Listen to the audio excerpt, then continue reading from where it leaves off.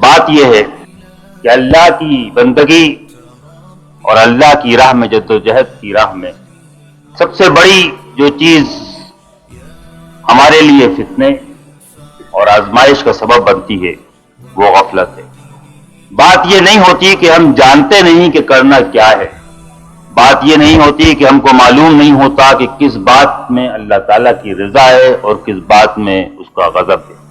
کس چیز سے وہ خوش ہوتا ہے اور کس چیز سے وہ ناخوش ہوتا ہے، بلکہ فی الواقع ہم بھول جاتے ہیں۔ اور پہلے انسان کی تخلیق کے واقعے میں اللہ تعالیٰ نے انسان کی اسی کمزوری کی طرف اشارہ فرمایا ہے کہ ہم نے آدم کو بھی اپنے احکام کی تعمیل پر مامور کیا، ان کو بھی ہدایات دی، ان سے بھی عہد باندھا، فنسی، لیکن وہ بھول گئے۔ اور جب آدمی بھول جاتا ہے تو اس کے بعد پھر ارادہ بھی کمزور پڑ جاتا ہے، اور بھول، ارادے کی کمزوری، یہ وہ دو بڑی خامیاں ہیں جو قدم قدم پر ہمارا راستہ روکتی ہیں۔ سب جاننے، سب سمجھنے، سب معلوم ہونے کے باوجود ارادہ کمزور پڑ جاتا ہے اور دل و دماغ کے اوپر غفلت کے پردے پڑ جاتے ہیں۔ اس کا علاج